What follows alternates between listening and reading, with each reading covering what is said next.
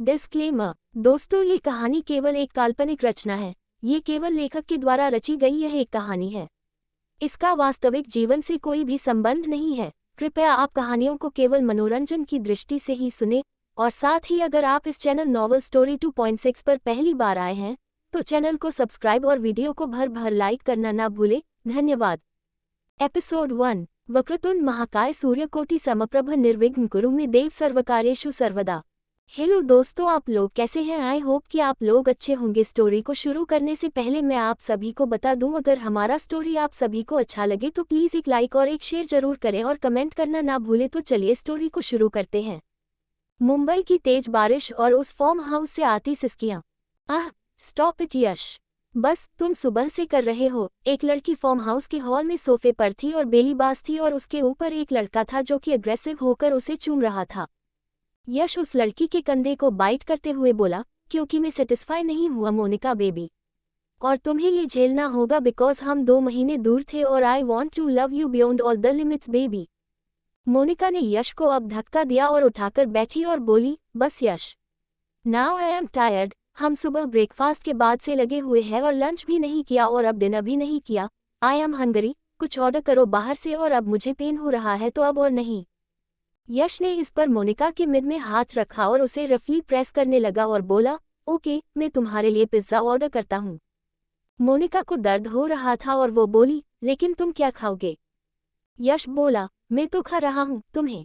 और वापस मोनिका को सोफे पर गिराया और उसके ऊपर झुकने लगा, लेकिन मोनिका ने धक्का दिया और खड़ी होकर टेबल के पास गई और झुककर ब्रेकफास्ट की झूठी प्लेट्स उठाते हुए बोली, नो, तुम ऑर्डर करो, मैं इन्हें साफ करती हूँ। और फिर वो उन्हें एक एक कर समेटने लगी कि उसके मुंह से हल्की सी आह निकली, क्योंकि यश एकदम से आ गया था और पीछे से मोनिका में घुसा था और मूव होने लगा। मोनिका स्ट्रेट हो गई, जिस पर दोनों की बॉडी कस गई और यश को बाहर आना पड़ा, और उसने मोनिका को पलट दिया और बोला, नॉट फेयर बेबी, इतनी अच्छी पोजीशन को बिगाड़ दिया। मोनिका उसके गाल पर किस करते हुए बोली, बट इट्स पेनिंग एंड पहले डिनर करने दो because I am badly Hungary, फिर पक्का कंटिन्यू करेंगे और मेरी बॉडी को बिल्कुल मैं तुमसे दूर नहीं करूंगी। Now order pizza. यश सोफे पर बैठ गया और दोनों के लिए पिज्ज़ा ऑर्डर किया। पिज्ज़ा 45 मिनट्स बाद आने वाला था, जिस पर यश को गुस्सा आया और मोनिका ने बर्तन धोए और हॉल की सफाई की, जो कि उन दोनों के लव मेक से बिल्कुल उथल पुथल और गंदी हो गई थी। एक कोने में मोनिका के इनर्स पड़े थे जैसे कि उन्हें डस्टबिन में जाना है, बट मोनिका ने उठाया और पहनने लगी तो यश ने उसके हाथ उसे छीन लिया और डस्टबिन में थ्रो करते हुए बोला, मुझे क्लॉथ रिमूविंग गेम नहीं खेलना बार बार, तो डोंट टच दैट। मोनिका इस पर बोली, पर कल तो पहनती में। यश ने उसकी कमर में हाथ डालकर कहा, नो, आने वाला 1 वीक हम दोनों बेलीबास रहेंगे। मोनिका शॉक्ड हो गई। कुछ देर बाद पिज्ज़ा आया और दोनों ने उसे एंजॉय किया, और फिर यश ने मोनिका को कंधे पर उठाया और बेडरूम ले गया और बेड पर पटकते हुए बोला, अब रूम की शोभा बढ़ाते हैं। और उसने मोनिका के पैर बिल्कुल स्प्रेड किए और अपने होंठ रख बाइट किया और फिर उसके चेहरे पर आकर किस किया और उसमें शामिल हुआ और मोनिका को बोला, I want to stay there. Monika हैरान हो गई और बोली, नो, मेरी जान निकल जाएगी, ऐसे मूवमेंट करो। पर यश स्टिल रहा, तो गुस्से में मोनिका ने खुद की कमर को हिलाना शुरू कर दिया। रात भर कोई नहीं रुका, प्यार का खेल चालू रहा। सुबह का वक्त मोनिका को हद से ज्यादा पेन था। उसने यश को उठाने की कोशिश करी पर वो उठा नहीं, तो मोनिका ने साइड में देखा, वहां कोई नहीं था। मोनिका के कपड़े उसके बदन पर वापस आ गए। तभी उसे एक मैसेज रिसीव हुआ अंडस्को। उसमें यश का मैसेज था, sorry Mona darling but I have to go. Mummy की तबीयत बिगड़ गई, मैं रात को मिलता हूँ, बाकी काम वाली आ चुकी है, उससे ब्रेकफास्ट मांग लेना। मोनिका के चेहरे पर मुस्कान आ गई और फिर वह खड़ी हुई और नहाने के लिए चली गई। उसके बाद वह अपने बाल समेटकर नीचे आई तो नौकरानी ने कहा, नाश्ता लगा दूं आपके लिए? मोनिका ने उबसी लेते हुए कहा, लगा दो। तभी उसका सर एकदम से घूम गया। नौकरानी ने उसे संभाला और कहा, शायद आपने कल कुछ खाया नहीं, मैं जल्दी से लेकर आती हूँ। मोनिका ने कहा, ले आओ। मोनिका ने खुद से कहा, कल तो पेट भर के खाया था, तो चक्कर क्यों आ गया अचानक से? मेरा भी कुछ नहीं हो सकता, मुझे अपनी डाइट को जरा ठीक करना पड़ेगा, ये बाहर का खत्म करना पड़ेगा। थोड़ी देर में नौकरानी उसके लिए खाना लेकर आ गई और उस नाश्ते को आराम से मोनिका ने किया। उसे वापस अपने पेट में कुछ अजीब सा महसूस हुआ। उसे लगा कि शायद उसे अपने घर चले जाना चाहिए, इसीलिए वह वहां से अपने अपार्टमेंट में चली गई। वह जैसे ही अपार्टमेंट के अंदर आए, उसने देखा वहां पर एक लेडी है। वह लेडी और कोई नहीं बल्कि उस अपार्टमेंट की लैंड ओनर थी और मोनिका उसके पास आई और बोली, जी बोलिए, आप अचानक से। मैं आ रही थी। उस लैंड ओनर ने कहा, आ नहीं रही थी, अब जाओ। मोनिका ने कहा, मतलब? उस लैंड ओनर ने उसका हाथ पकड़ा और कहा, सॉरी मोनिका, लेकिन अब मैं ऐसे और तुम्हें नहीं दे सकती। आई नो कि तुम मेरी परफेक्ट किराएदार हो, हमेशा रेंट टाइम पर देती हो, पर मुझे ये जगह बेचनी है। मुझे पैसों की जरूरत है।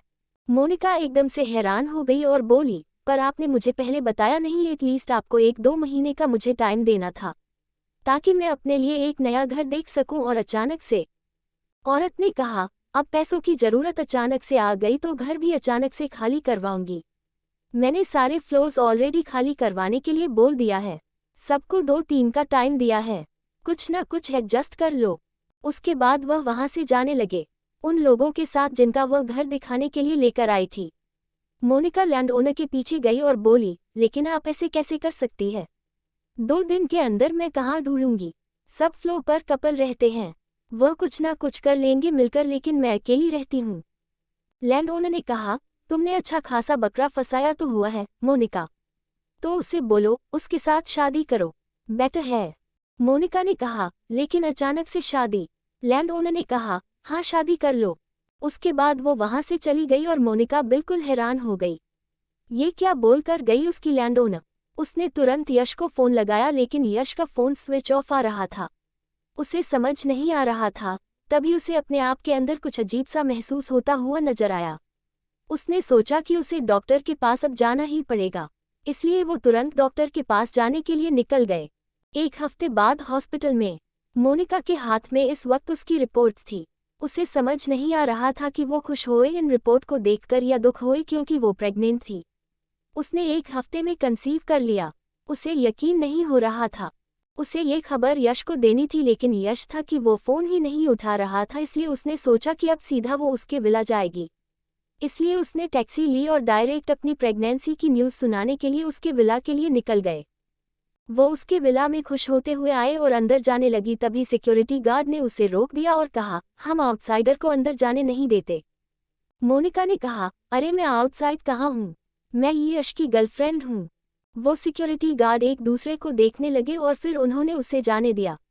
मोनिका तुरंत भागते हुए अंदर चली गई, लेकिन उसने तुरंत खुद को रोक लिया। अरे यार, तू भी धीरे से चल, वरना मेरा प्यारा बच्चे को प्रॉब्लम को जाएगी। उसके बाद वो धीरे धीरे अंदर की तरफ चली गई। वो घर के अंदर आए और चिल्लाए, यश यश। लेकिन यश तो नहीं आया, पर यश की माँ जरूर आ गई और बोली, वो गरीब हमारे घर में कैसे आ गया आज? मोनिका ने यश की माँ को देखा और तुरंत उनके पास गई और उनके पैर छूने के लिए झुकी, तभी उसकी माँ ने अपने कदमों को पीछे ले लिया। मोनिका हैरानी से देखने लगी और बोली, ये क्या कर रही है आप? यश की माँ ने कहा, तुम ये क्या बदतमीजी कर रही हो? एक गरीब मेरे पैर छुएगी? हरगिज नहीं।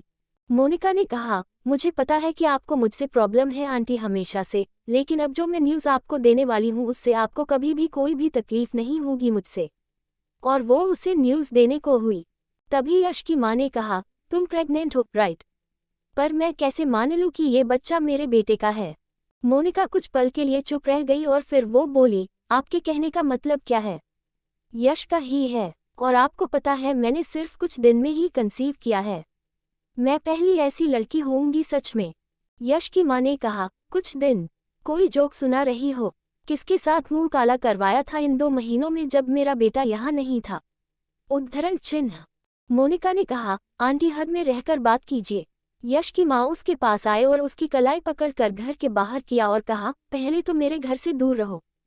उसके बाद वो उसे लेकर बाहर आए और मोनिका हैरानी से यश की माँ को देखने लगी और यश की माँ ने उसके हाथ में 10 लाख रुपए नकद और एक फ्लैट की चाबी रखते हुए कहा, इस बच्चे की परवरिश के लिए पैसे और ये फ्लैट की चाबी और ये साथ में एक गाड़ी की चाबी रखो और दफा हो जाओ मेरे बेटे की जिंदगी से। मुझे मेरे बेटे के लिए तुम जैसी गवार खुद को बेचने वाली लड़की नहीं चाहिए। मुझे मेरे बेटे के लिए वो लड़की चाहिए जो मेरे बेटे के लायक हो, उसकी बराबरी कर सके, तुम जैसी नहीं। मुझे इधर उधर सबको अपना जिस्म दिखाती हुई फिरती है। मोनिका एक मॉडल थी, लेकिन उसे कभी भी कोई अच्छा प्रोजेक्ट नहीं मिला जिंदगी में।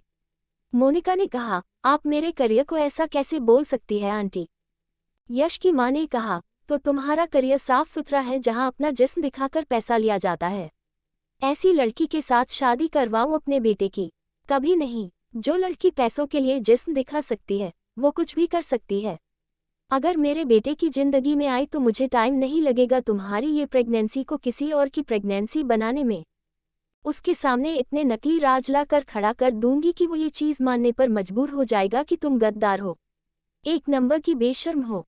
अच्छा होगा कि इन पैसों को लो और दफा हो जाओ मेरे बेटे की जिंदगी से, और कभी अपनी शक्ल मत दिखाना। हाँ, 1 महीने बाद आराम से रुक जाना, क्योंकि 1 महीने बाद मेरी बेटे की शादी है शालिनी से। जानती हो ना कि कौन है शालिनी? बेस्ट प्रोड्यूसर है वो, और मेरा बेटा होने वाला राइजिंग स्टार।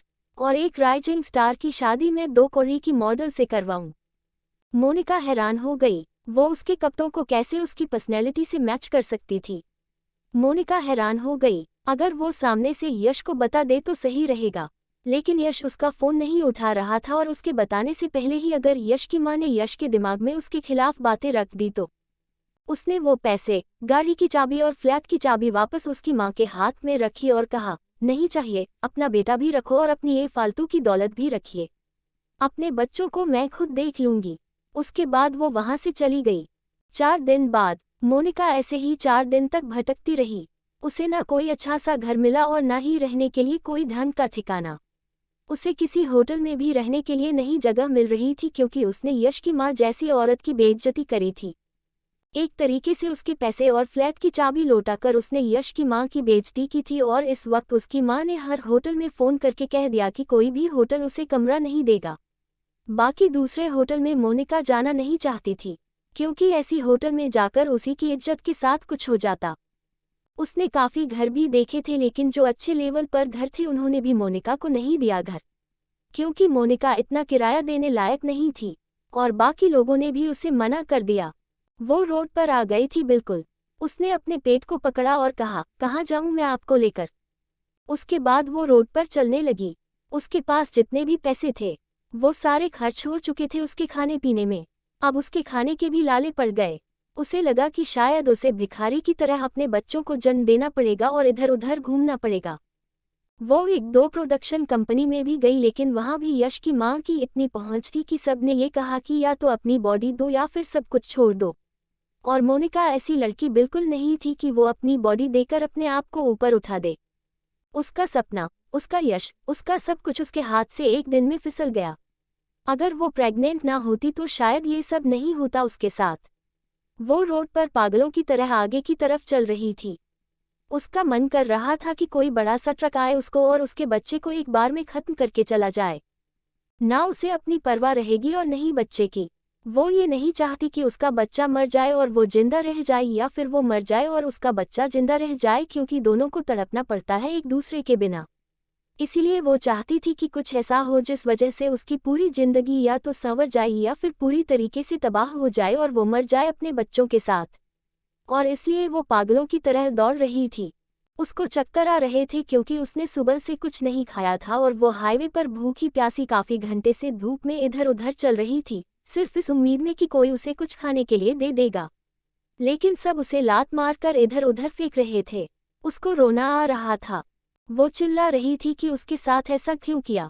वो बीच में जमीन पर बैठकर और अपना चेहरे को ऊपर करके चिल्लाई और बोली, मेरे साथ ऐसा क्यों किया आपने भगवान? क्यों किया? क्या किया मैंने? प्यार किया, ये गलती की थी मैंने? या मैंने ऐसे इंसान से प्यार किया जो अपनी माँ को मेरे लिए नहीं बन सकता? या मैंने ऐसा इंसान चुन लिया जिसे सिर्फ मेरी बॉडी चाहिए थी? उसने मेरी बॉडी का इस्तेमाल कर लिया जी भर के। उसके बाद मुझे प्रेग्नेंट करके छोड़ दिया। तभी पीछे से एक गाड़ी आए और जोर से मोनिका को टक्कर मार के आगे चली गई। लेकिन कुछ दूर जाकर वो गाड़ी आकर रुक गई और उसमें जो ड्राइवर था वो डर गया। अंदर एक औरत थी और साथ में एक छोटा सा 7 साल का बच्चा था। उस 7 साल के बच्चे ने अपनी गहरी हरी कलर की आईज से देखा तो पीछे एक औरत जो कि पेट के बल लेटी हुई थी और चिल्ला रही थी। उसकी नज़र उसके पेट पर गई और वो तुरंत गाड़ी से उतर गया। वो छोटा सा बच्चा, जिसका चेहरा तो काफ़ी क्यूट था, लेकिन उसका एक्सप्रेशन उसकी क्यूटनेस से बिल्कुल उलट, एकदम डार्क। ऐसा लग रहा था कि इस बच्चे के अंदर कोई शैतान है। वो औरत भी उसके साथ उतर गई और बोली, नयन चलो कार में बैठो, एक्सीडेंट को बाकी लोग देख लेंगे। तभी उस लड़के ने, जिसका नाम नयन था, वो बोला, नहीं, मुझे वो औरत चाहिए। उसकी माँ, जिसका नाम मान्यता ओबरॉय था, ओबरॉय इंडस्ट्री के मालिक श्री राजीव ओबरॉय की बीवी और नयन उनका इकलौता बेटा। मान्यता ने नयन से कहा, नयन चलो गाड़ी में बैठो। तुम क्या करोगे उस औरत का? नयन ने बिना कुछ सोचे समझे उस तरफ अपने कदम बढ़ा दिए। मान्यता उसे रोक रही थी लेकिन नयन रुका नहीं और वो उसके पास जाकर बैठ गया, जमीन पर आलती पालती मारकर। मान्यता हैरान हो गई। कभी वो लड़का अपनी माँ के कहने पर नहीं बैठा, वो आज अपनी मर्जी से बैठा था। अपनी मर्जी से उठता, खाता पीता, स्कूल जाता। आज उसने एक अनजान लड़की के लिए अपने आप को जमीन पर बिठा लिया। नयन ने अपना हाथ आगे बढ़ाया। मान्यता को लगा कि शायद वो उसके चेहरे को छुएगा, लेकिन सीधा उसने उसके पेट को छुआ। मोनिका ने कहा, मेरा बच्चा। नयन के चेहरे पर एक टेढ़ी मुस्कान आ गई और उसने कहा, अब मेरा है। I want this girl mummy. Go to the hospital. इन्हें लेकर चलो। मान्यता हैरान हो गई क्योंकि वो बिल्कुल बड़ों की तरह बात कर रहा था। एपिसोड 2। मान्यता हैरानी से उसे देखने लगी और बोली, क्या बोल रहा है तू नयन? तुझे ये बच्चा क्यों चाहिए और तुझे कैसे पता चला कि लड़की है? लड़का भी हो सकता है। तभी मान्यता का दिमाग सटका और उसने कहा, पर इसे कैसे पता चला कि यह प्रेग्नेंट है? नयन ने कहा, आपने इन आंटी की बात नहीं सुनी लेकिन मैंने सुनी है। अभी उन्होंने कहा, मेरा बच्चा। मान्यता हैरान हो गई। काफी धीरे से कहा था मोनिका ने, इसलिए मान्यता को सुनाई नहीं दिया, लेकिन नयन को बराबर सुनाई दिया था। नयन ने वापस उसके पेट पर हाथ रखते हुए कहा, इन्हें उठाने में हेल्प करो मम्मा मेरी। इन्हें हॉस्पिटल लेकर जाना है। मान्यता को नयन की जिद पर हारना पड़ा और उसने ड्राइवर को कहा कि वह मोनिका को उठाए अपनी गोद में। ड्राइवर आगे आया और उसने मोनिका को अपनी गोद में उठाना चाहा, तो नयन ने कहा, गलती से भी उनके पेट पर हाथ मत रख देना, वरना मैं तुम्हारा हाथ काट डालूंगा। ड्राइवर हैरान हो गया और उसने उसे ध्यान से पकड़ा और देखते हुए चलने लगा कि वह गलती से भी मोनिका के पेट पर हाथ न रख दे और उसके मोनिका को बैक सीट पर लेटाया और मान्यता उसके साथ ही आए और उसने मोनिका का सर अपने गोद में रखा और उसका सर सहलाते हुए बोली, कुछ नहीं होगा, डोंट वरी। मोनिका उसे अपनी अध खुली आंखों से देखते हुए बोली, या तो हम दोनों को बचा लेना या तो हम दोनों को मार देना। कोई एक अगर जिंदा रह गया तो दूसरे के बिना तड़प जाएगा, प्लीज। उसके बाद उसने हाथ जोड़ लिए। मान्यता बिल्कुल तड़प गई उसके दर्द को देखकर। एक प्रेग्नेंट लेडी इस तरीके से बेहोश और वह भी रास्ते पर। नयन जाकर आगे वाली सीट पर बैठ गया था और ड्राइवर ने हॉस्पिटल की तरफ गाड़ी को मोड़ दिया। ये हॉस्पिटल नयन के चाचा जी का था और वह तुरंत उसे लेकर अस्पताल आए और जल्दी से मोनिका को स्ट्रेचर पर लिटाया और उसे लेकर गए। डॉक्टर ने इसका चेकअप किया और कहा, बच गई है। अगर एक्सीडेंट खतरनाक होता तो बच्चा मर जाता। वो सब तो सारे हॉस्पिटल रूम में थे और मोनिका भी हैरान हो गई और उसने अपने पेट पर हाथ रखते हुए कहा, मेरा बच्चा, मेरा बच्चा। डॉक्टर उन्हें बोले, बिल्कुल ठीक है और हेल्दी भी है। नयन मोनिका के पास आया और उसके पेट पर हाथ रखते हुए बोला, बच्चा नहीं है, ये बच्ची है। मोनिका हैरान हो गई और बोली, तुम्हें कैसे पता चला कि यह बच्ची है? नयन ने अपनी गहरी निगाहों से उसे देखा और कहा, क्योंकि मैंने कहा है और अगर यह बच्ची नहीं हुई तो मैं इसको इस दुनिया में आते ही इसका गला दबा दूंगा। मोनिका हैरान हो गई। मान्यता उसके पास आए और उसे पीछे करते हुए बोली, तेरा दिमाग खराब हो गया है नयन। नयन पीछे हो गया लेकिन उसकी निगाहें अभी भी मोनिका के ऊपर थी। डॉक्टर ने कहा, आपको अपना अच्छे से ध्यान रखना है। आपने काफी दिनों से ढंग से कुछ खाया नहीं है शायद। आपको अपनी डाइट पर ध्यान रखना चाहिए, वरना बच्चा हेल्दी नहीं कमजोर पैदा होगा। मोनिका ने कहा, क्या मुझे यहाँ पर नर्स की नौकरी मिल सकती है डॉक्टर? मैं डॉक्टर का कम तो नहीं जानती, लेकिन आप सिखाएंगी तो मैं नर्स की नौकरी कर सकती हूँ। डॉक्टर हैरान हो गए। तभी नयन ने कहा, तुम हमारे घर चलोगी? मान्यता हैरान हो गई और बोली, लेकिन अनजान लड़की को तुम हमारे घर क्यों लेकर चलोगे? नयन ने कहा, मैंने कहा ना कि यह हमारे घर ही चलेगी। मतलब चलेगी, मुझे ये बच्ची चाहिए। काफी अजीब तरीके से रिएक्ट कर रहा था आज नयन। अभी पहली बार ना चाहते हुए भी मान्यता को मोनिका को अपने साथ लेकर जाना पड़ा और उसने उसे आउट हाउस में कमरा दे दिया। रात के वक्त जब मान्यता ने अपने घर वालों को बताया कि नयन अपनी जिद पर मोनिका को यहाँ लेकर आया है तो सब हैरान हो गए। उसके पिता राजीव उसके पास आए और बोले, नयन ये सब क्या है? तुम उस औरत को क्यों लेकर आए? और यह बच्ची क्या है? अगर बेटा हुआ तो तुम सच में मार दोगे। नयन ने कहा, हाँ और वैसे भी मुझे पता है कि बेटी ही होगी। राजीव ने उसका हाथ पकड़ा और कहा, आप सिर्फ 7 साल के हैं नयन। नयन ने कहा, और वह अभी तक दुनिया में भी नहीं आई। राजीव उसे हैरानी से देख रहा था। उसकी बातें काफी अजीब थी। नयन ने तभी कहा, वह आउट हाउस में नहीं रहेगी, वह यहाँ रहेगी, मेरे कमरे की साइड वाले रूम में। राजीव हैरान हो गया। उसके कमरे के जो दोनों साइड रूम थे वह खाली थे। ना ही वह किसी घर वाले का कमरा था और न ही गेस्ट रूम था, क्योंकि नयन ने मना किया था कि कोई भी उसके कमरे के आसपास नहीं रहेगा। लेकिन उसने पहली बार किसी आउटसाइडर को उन कमरों में आने की इजाजत दी थी। राजीव ने कहा, लेकिन आपको तो नहीं पसंद। नयन ने कहा, लेकिन वह आएंगे। आखिर बिना किसी बात के राजीव उस मोनिका को घर पर क्यों रखता। लेकिन फिलहाल उन्होंने नयन से कहा, आज की रात उसे वहां रहने दो, कल आ जाएगी वह घर में। नयन ने कहा, और अगर नहीं आए तो मैं खुद ले आऊंगा। उसके बाद वह अपने कमरे में चला गया। मान्यता ने कहा, खाना। नयन ने कहा, कमरे में भिजवा दीजिए। मान्यता ने अपने सर पर हाथ रखा और कहा, ये कैसा बच्चा है, इस दुनिया में इतना फास्ट फॉरवर्ड, 7 साल की उम्र में 17 साल के लड़के की तरह बात करता है। राजीव जी ने कहा, क्या करें, आप ही ने जन्म दिया है इसे, बताए क्या खाया था ऐसा, अगली बार नहीं खाना प्लीज। मान्यता इस पर राजीव जी को देखने लगी और बोली, ऐसा लड़का देखकर आपको लगता है कि मैं दूसरा करूंगी? अगर दूसरा भी इसी की तरह हुआ तो मैं पागल हो जाऊंगी सच में। मेरा कमरा बुक कर देना पागल खाने।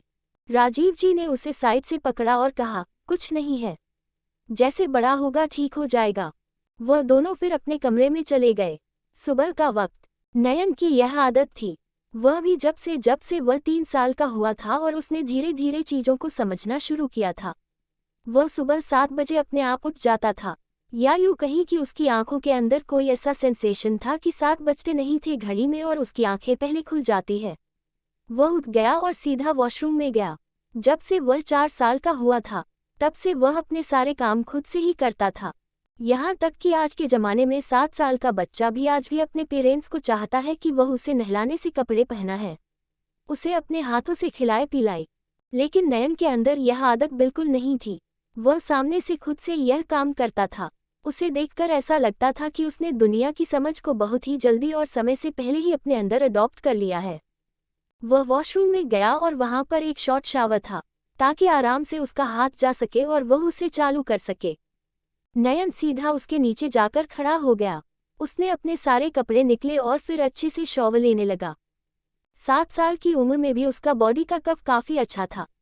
उसके बाद उसने बॉडी पर अच्छे से मॉइस्चराइज़र लगाया और बाहर आ गया। वह सीधा वहां से अपने क्लोजेट में गया और वहां से वह तुरंत एक शर्ट वाइट कलर की और ब्लू कलर की जीन्स पहनकर बाहर आया और अपने बालों को जाकर सेट किया। उसने घड़ी में टाइम देखा तो शार्प 7:25 हो रहे थे। उसने अपने हाथों में घड़ी अच्छे से बंधी और फिर कमरे से निकल गया। वह नंगे पैर ही था और जल्दी से नीचे उतर कर आया। अभी तक कोई भी घर का अपने कमरों से बाहर नहीं निकला था। तभी अपने कमरे से उबासी लेते हुए अपनी नाइट ड्रेस में ही मान्यता बाहर आई। उसने जब नयन को इस तरीके से मेंशन के बाहर जाते हुए देखा तो वह हैरान हो गई और वह बोली, नयन कहाँ जा रहे हो? नयन ने कहा, अपनी एंजल के पास। उसके बाद वह वहां से तुरंत आगे की तरफ भाग गया। मान्यता को समझ नहीं आया एंजल कौन है। तभी उसे पिछले दिन का मोनिका का एक्सीडेंट हो गया था, ये बात याद आए और वह तुरंत उसके पीछे भाग गई। वह जब मेंशन से बाहर आई तो उसने देखा नयन गुस्से से जोर जोर से आउट हाउस का दरवाजा बजाए जा रहा था। कोई खोल नहीं रहा था, शायद इसीलिए उसको गुस्सा आ रहा था। वह उस पर लात भी मार रहा था। मान्यता भागकर उसके पास आए और उसे अपनी गोद में उठा लिया और बोली, क्या कर रहे हो नयन? नयन ने अपने हाथ पर चलते हुए कहा, मुझे नीचे उतरो, मुझे नीचे उतरो। और उसके बाद वह मान्यता के नाक कान बाल नोचने लगा गुस्से से, जिस पर मान्यता को उसे नीचे उतरना पड़ा। और फिर मान्यता ने दरवाजे को बजाया और बोली, ध्रुव, ध्रुव दरवाजा खोलो। एक लड़का जो कि नयन से थोड़ा सा ही बड़ा था हाइट में, लेकिन उम्र उसकी बिल्कुल नयन जितनी ही थी। उसने उबासी लेते हुए दरवाजा खुला और बोला, जी मौसी। नयन तुरंत उसे साइड करके अंदर गया तो ध्रुव ने कहा, नयन। मान्यता भी उसके पीछे पीछे अंदर चली गई। वह जब अंदर गई तो उसने देखा कि नयन गुस्से से मोनिका को देख रहा है, क्योंकि अपने पेट पर शांति से हाथ रख सो रही थी। नयन ने उसका चेहरा हिलाया और बोला, उठो, मैंने कहा उठो, उठो। इतनी तेज हिलाने से मोनिका उठ गई और वो उठकर बैठ गई और उसे अपने पेट में दर्द हुआ तो उसमें से पकड़ लिया तो नयन ने उसका हाथ हटाया और उसके पेट को सहलाते हुए बोला, मेरी एंजल को तुमने दर्द पहुंचा, मैं तुम्हें छोड़ूंगा नहीं, एक बार ये बाहर आ जाए बस। और उसके बाद वह प्यार से उसके पेट को सहलाने लगा। मोनिका हैरान हो गई और वह मान्यता को देखने लगी। मोनिका को लगा कि यह बच्चा शायद दिमागी रूप से पागल है, उसने गलती कर दी उनके साथ यहाँ पर आकर। मान्यता बोली, प्लीज गलत मत समझना, वह थोड़ा सा है ऐसा। मोनिका ने कहा, यह मेरे पेट को ऐसे क्यों रब कर रहा है, मुझे दर्द हो रहा है। नयन ने उसके पेट को अजीब निगाहों से देखते हुए कहा, मैं दर्द नहीं दे रहा, मैं सहला रहा हूँ अपनी प्यारी सी एंजल को, उसे पेन हुआ है तुम्हारी वजह से। मान्यता उसके पास आए और उसका हाथ पकड़कर अपनी तरफ किया और कहा, ये सब क्या कर रहे हो तुम, उसे दर्द हो रहा है, जानते हो ना कि वह प्रेग्नेंट है। नयन ने गहरी निगाहों से अपनी मम्मी को देखा और कहा, आपने कहा था कि यह घर में आ जाएंगे, अभी तक घर में नहीं आई। उसके बाद वह मोनिका का सामान देखने लगा और फिर उसने मोनिका का सामान अपने हाथ में लिया और कहा, अब आप मेरे साथ चलिए। उसके बाद उसने मोनिका का हाथ पकड़ा और उसे जबरदस्ती अपने साथ आउट हाउस से निकलने लगा। मान्यता हैरान हो गई, मोनिका से चला नहीं जा रहा था, लेकिन फिर भी नयन उसे जबरदस्ती चलवा रहा था और वह उसे लेकर मेंशन के अंदर आ गया। राजीव जी अभी जस्ट 2 मिनट पहले निकले थे कमरे से बाहर और जब उन्होंने इस तरीके से नयन को मोनिका को खींचते हुए घर लाते हुए देखा तो हैरान हो गए और वह बिल्कुल नयन के सामने आ गए। तो नयन ने कहा, छोड़िए मुझे। राजीव जी ने कहा, ये सब क्या है नयन, ऐसे उन्हें जबरदस्ती क्यों लेकर आ रहे हो। नयन ने कहा, आपने कहा था कि यह सुबह मेरे कमरे के पास वाले रूम में आ जाएंगे, अभी तक नहीं आए, शायद आपसे बोलना ही बेकार था। उसके बाद वह मोनिका को खींचकर दोबारा अपने कमरे की साइड वाले रूम की तरफ लेकर जाने लगा। मान्यता राजीव जी के पास आए और बोली, आपने तो कहा था कि बस ऐसे ही है, इसका पागलपन देखा है इस औरत के लिए कैसे बढ़ गया है, मुझे नहीं लगता कि ये औरत कभी हमारे घर से जा पाएगी। अरे एक दिन के लिए सहारा क्या दिया, ये तो गले पड़ गई। राजीव जी ने कहा, ध्यान से देखो लड़की के चेहरे को, वह हमारे गले नहीं पड़ रही है बल्कि जबरदस्ती तुम्हारा बेटा उसको हमारे गले पड़वा रहा है। उसके बाद वह भी उनके पीछे पीछे जाने लगे। उसने देखा कि कमरे में अच्छे से सब कुछ सेट हो गया था, जैसे कि पहले से करवा दिया हो। पूरा कमरा बबल हो गया था ताकि मोनिका को कोई प्रॉब्लम ना हो। नयन ने मोनिका के दोनों हाथों को पकड़ा और उसे बैग पर बिठाया और कहा, तुम्हें जो कुछ भी चाहिए होगा मुझे बता देना, मैं साइड वाले रूम में हूँ और यह इंटरकॉम, इसमें ये 2 नंबर दबाओगी तो सीधा मेरे रूम में जो इंटरकॉम है उसमें कॉल आएगा, पर तुम मुझे बता देना, मैं सर्वेंट को बोल दूंगा और फिर मैं तुम्हारे लिए खुद खाना लेकर आऊँगा। तुम अपने हाथों से खाना नहीं खाओगे तो मेरे हाथों से खाना खाओगे और कोई भी नौकर तुम्हें खाना नहीं खिलाएगा। मोनिका के साथ मानता और राजीव जी भी हैरान हो गए और मोनिका ने कहा, मैं अपने हाथ से खा सकती हूँ और मुझे यहाँ नहीं रहना, मैं कहीं और जाकर रह लूंगी, आपने मेरी हेल्प करी उसके लिए बहुत बहुत थैंक यू। तभी गुस्से से नयन ने कहा, नहीं, तुम्हें जहाँ जाना है चली जाना, लेकिन इस लड़की को मुझे देकर जाना जो तुम्हारे पेट में है इस वक्त। उसके बाद उसने बिना कुछ सोचे समझे आगे बढ़कर मोनिका के पेट को अपने होठों से छूकर किस कर दिया और मोनिका बिल्कुल हैरान हो गई। उसे कुछ भी एहसास नहीं हुआ अपने पेट में, शायद इसीलिए क्योंकि बच्चा अभी तक बना ही नहीं था ढंग से। राजीव जी ने कहा, अगर वह जाना चाहती है तो जाने दो ना नयन, क्या करेगी वह यहाँ रहकर। मोनिका राजीव जी की बात पर बिल्कुल सहमत थी। वहाँ क्या करती, वह अपने करियर पर ध्यान दी थी। उसने सोच लिया था कि वह बच्चा गिरा देगी और अपने करियर पर फोकस करेगी। उसने जस्ट ये सोच अपने दिमाग में लाई ही थी कि तभी नयन ने अपनी आंखों को बिल्कुल लाल कर दिया, जिसे देखकर मोनिका डर गई। नयन आगे बढ़ा और उसके गले को जबरदस्ती दबाने लगा और बोला, बच्ची से पहले मैं तुम्हें मार दूंगा, अगर उसे मारने के बारे में सोचा भी तो। हर कोई हैरान हो गया और मान्यता तुरंत नयन को मोनिका से दूर किया। मोनिका खांसने लगी अपना पेट पकड़कर। राजीव जी ने कहा, मान्यता इसे लेकर बाहर जाओ, अभी मैं इससे बात करता हूँ। मान्यता ने जबरदस्ती में नयन का हाथ पकड़ा और उसे लेकर जाने लगी तो नयन अपना हाथ छुड़वाने लगा।